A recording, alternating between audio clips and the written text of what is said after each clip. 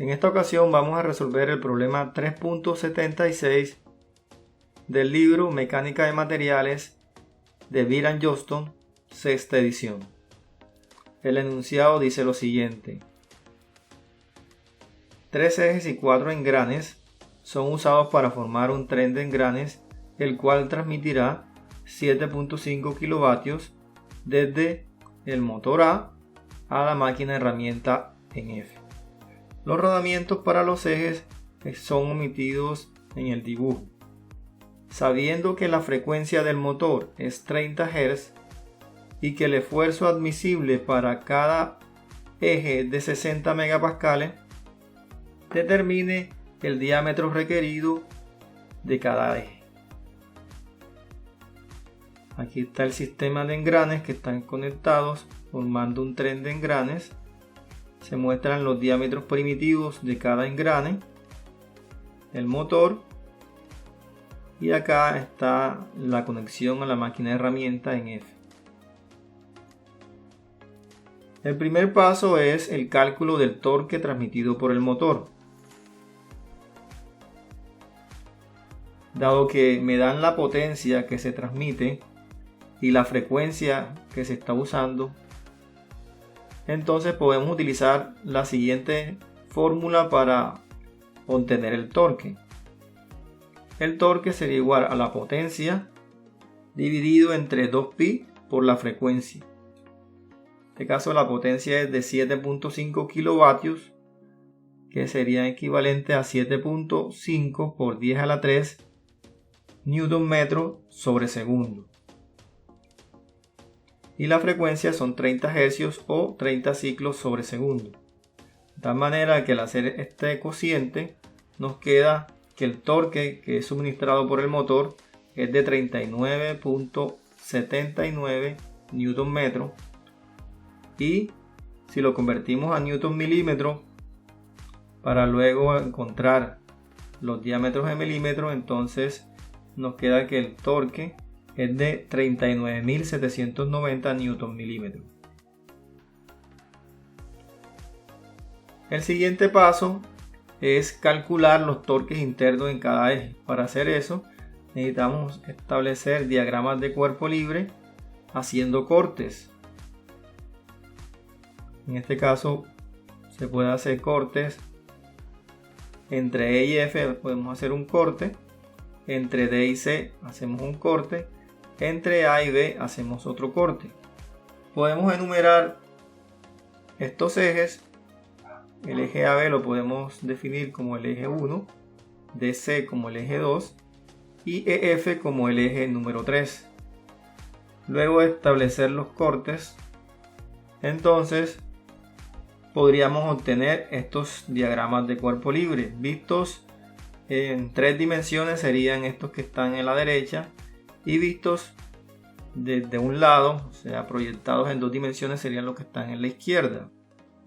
Este sería el eje inferior, el eje número 1, y sobre él hemos hecho un corte de tal manera que no quede esta parte con el engrane que está localizado en la parte derecha, el engrane aquí en B. El diámetro es de 60 milímetros.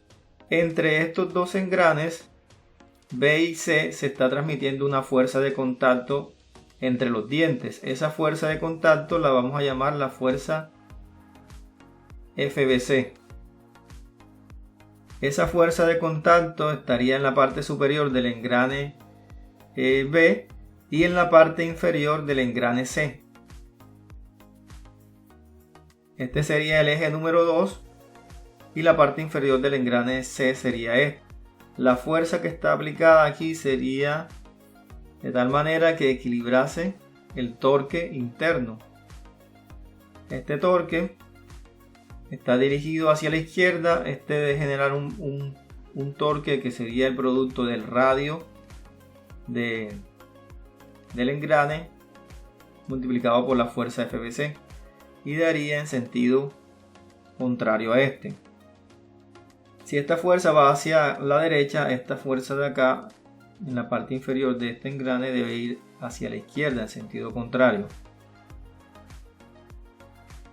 De igual forma, el torque generado por esta fuerza va aquí en sentido horario y acá también va en sentido horario. A pesar que las fuerzas van en sentidos contrarios, el torque generado en ambas se está presentando en el mismo sentido, en sentido horario. Es por eso que acá en el dibujo en 2 dimensiones se muestra que estos dos torques, este que sería 60 por FBC y el de acá que es 150 por FBC, van en el mismo sentido. De igual manera, en este otro par de diagramas podemos observar que va a existir una fuerza de contacto entre el engrane E y el engrane D. En el engrane D va a existir una fuerza en la parte superior y el engrane E va a existir una fuerza en la parte inferior. Y aquí tenemos el engrane inferior que tiene esta fuerza en la parte superior y el engrane superior que tiene la fuerza en la parte inferior. De igual forma, las fuerzas van en sentidos contrarios y el torque va a ir también en el mismo sentido, como lo habíamos mostrado acá. Acá ambos torques iban en sentido horario. Acá tanto el torque aquí, que sería 60 por FD, como el torque acá, que es 150 por FD, va en sentido antihorario. Visto en 2 dimensiones, se vería que el torque va hacia la izquierda. Aplicando la regla de la mano derecha, mi dedo pulgar apuntaría hacia la izquierda. Ya teniendo esos diagramas de cuerpo libre, podemos establecer ecuaciones de equilibrio sobre los ejes axiales. Podemos definir ejes locales de tal manera que comiencen al inicio de cada eje. Aquí un eje local que comience aquí en E, que vaya de izquierda a derecha. Acá otro que vaya de D a C de izquierda a derecha, uno de D a B también de izquierda a derecha, llamados X1 para el eje 1, X2 para el eje 2 y X3 para el eje número 3. Vamos a asumir que todos los torques internos son positivos, es decir, saliendo del eje. Son normales al eje y van hacia afuera.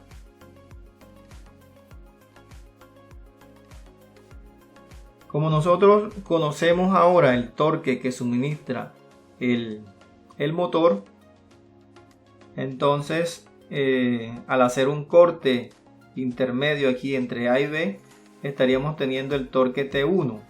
Ese torque T1 debe ser igual al torque suministrado por el motor, dado que no hay más torques aplicados ni torques distribuidos. Por lo tanto,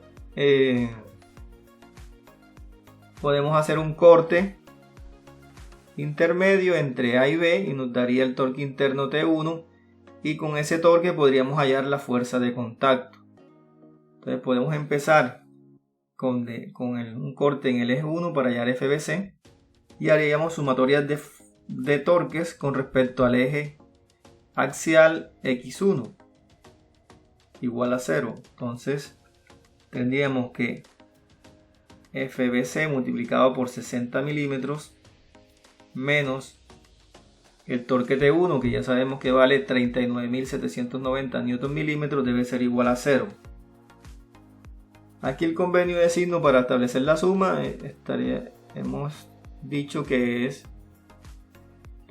son positivos los torques que apuntan hacia la derecha. De aquí de esta ecuación podemos despejar entonces FBC, que nos daría el cociente entre estos valores que están aquí. Por lo tanto, esa fuerza sería de 600 63.17 newtons aproximadamente. Podemos pasar a este otro diagrama de cuerpo libre que involucra al eje número 2 y ya conociendo la fuerza FBC podemos hallar cuál sería el torque interno T2. Le podemos escribir sumatorias de torques con respecto al eje axial X2 igual a 0. Tendríamos 150 por FBC menos T2 igual a 0. De aquí podemos despejar T2 y nos quedaría que es igual a 150 FBC. Como FC ya es conocido, entonces lo podemos sustituir acá y nos daría el torque T2 con un valor de 99.476 Nm. Ya conocido el torque T2, podemos pasar a este diagrama de cuerpo libre y encontrar cuánto vale la fuerza de contacto FDE. Estableciendo sumatorias de torques con respecto al eje axial X2 igual a 0, nos daría que 60 por FDE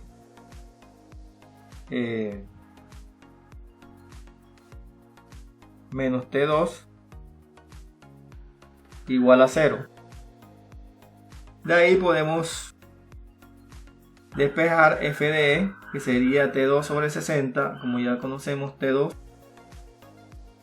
nos daría que la fuerza FDE es igual a 1657.9 newtons. Ya conociendo la fuerza FDE, podemos pasar al equilibrio de este otro cuerpo que está acá y encontrar el torque T3. Entonces las sumatorias de torques con respecto al eje X3 debe ser igual a 0 y sería 150 por FDE menos T3 igual a 0.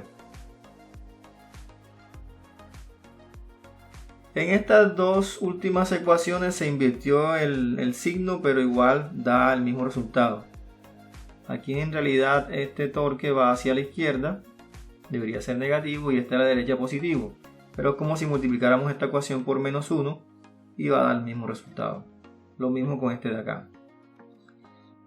Entonces ya tenemos los torques internos en los tres ejes. El torque interno en el eje número 1 es 39.790 Nm. El torque interno en el eje número 2 es de 99.476 Nm. Y el torque interno en el eje número 3 es de 248.685 Nm. Ya conociendo los torques internos, podemos pasar al siguiente paso, que es el cálculo de los diámetros de los ejes que debería tener cada uno de ellos.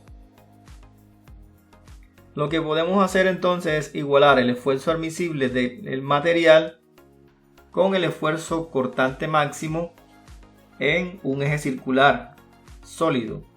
El esfuerzo cortante máximo en un eje circular sólido estaría dado por esta expresión, TC sobre J. Aquí hemos colocado el subíndice I para indicar que es el esfuerzo cortante máximo para el eje iésimo, que puede ser el eje 1, el 2, el 3, etc. Entonces CI viene siendo el radio exterior, que vendría siendo la mitad del diámetro, y el momento polar de inercia para una sección circular sólida viene siendo pi sobre 32 diámetro elevado a la 4. Simplificando esta expresión nos queda que el esfuerzo máximo es TI dividido entre pi sobre 16 diámetro y elevado a la 3. De aquí podemos despejar el diámetro al cubo y luego sacar la raíz cúbica de ambos lados, de tal manera que pueda encontrar el diámetro para el eje número 1, 2 o 3. Ese diámetro va a quedar en función del torque interno del eje y del esfuerzo admisible del material. En este caso, como el esfuerzo admisible del material es el mismo Para todos los ejes podemos colocar el valor que es 60 megapascales o su equivalente, que son 60 newton sobre milímetro cuadrado. El torque aquí debe estar en newton milímetro para que el diámetro me dé en milímetros. Ya teniendo esta expresión genérica para evaluar cuál sería el diámetro mínimo que debe tener cada eje para que el esfuerzo admisible sea de 60 megapascales, entonces reemplazamos la información. El torque lo vamos a colocar en valor absoluto. En este caso todos los torques nos dieron positivos, pero si alguno hubiese dado negativo se colocaba como positivo. Entonces reemplazamos el valor del torque 1, que es 39.790 Nm, y multiplicamos por 16, dividimos en 60 pi y nos da que el diámetro debe ser de 15 milímetros.